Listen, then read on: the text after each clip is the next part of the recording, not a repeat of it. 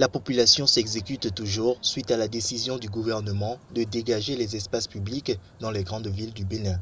Annoncé en Conseil des ministres depuis 6 mois, le délai de grâce accordé aux occupants des domaines publics a expiré depuis le 31 décembre 2016. Les occupants illégaux des domaines publics doivent libérer l'espace au risque de voir les agents de l'Institut géographique national procéder de force au dégagement des espaces publics et des lieux anarchiquement occupés à compter du 2 janvier 2017. Cette opération de déguerpissement de l'espace public, on en parlait depuis des années. Moi, je suis très content puisqu'on arrive maintenant à voir clair dans les rues. Le déguerpissement des espaces publics est une décision prise par le gouvernement le 15 juin 2016. Cette décision gouvernementale, qui s'étend à d'autres villes du Bénin, est conjointement suivie par les ministères, les préfectures et les mairies. Pour le ministre du Cadre de vie, José Tonato, nos villes sont en perte de vitalité, notre cadre de vie est dégradé et manque d'attractivité. L'occupation anarchique des trottoirs et terre-pleins centraux, l'encombrement de la circulation, la paralysie de la mobilité, l'insalubrité, les risques d'accidents, bref, la laideur de la ville, a-t-il fait savoir. Nous sommes installés sur la terre, c'est-à-dire sur le lieu de l'État. Et nous devons quitter, ce n'est pas notre droit. Le mécontentement, ça doit créer. Mais nous, c'est pour un temps. C'est pour un temps. Et ça va passer. Après la libération du domaine public, qu'est-ce qui est vraiment prévu pour rendre viable Cotonou? Pour José Tonato, le plan d'aménagement de Cotonou en gestation fera d'elle une ville belle et attractive. Les villes concernées par les opérations de déguerpissement sont Cotonou, Porto-Novo, Parakou, Abomey-Calavi, Semekoji, Ouida, Abomey et Boïkan.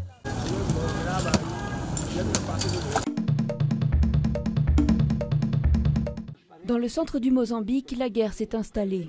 Plus de 3000 personnes ont trouvé refuge dans des camps montés par les autorités.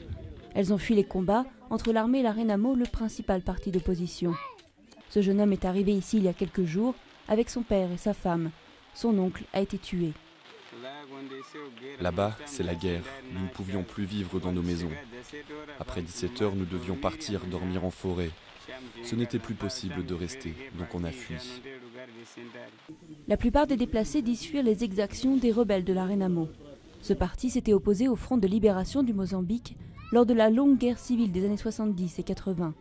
Et depuis 2013, il a repris les armes pour revendiquer un meilleur partage du pouvoir.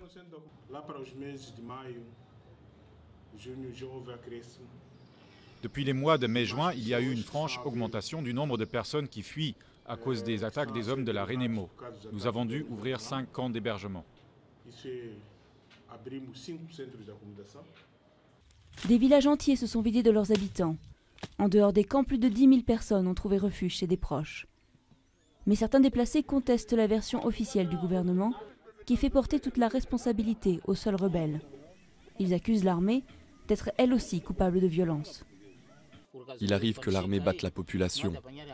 Parce que quand ils arrivent et qu'ils ne trouvent pas la Renamo, alors ils battent les gens et disent « c'est vous, la Renamo », puisque lorsqu'on arrive ici, il n'y a personne d'autre. Donc on a dû partir, nous, la population. Le gouvernement nous a dit « partez d'ici, ça ne va plus ». Donc on est parti.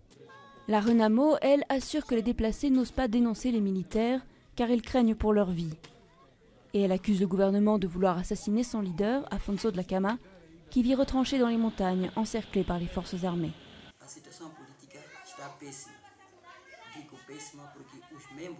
La situation politique est de pire en pire.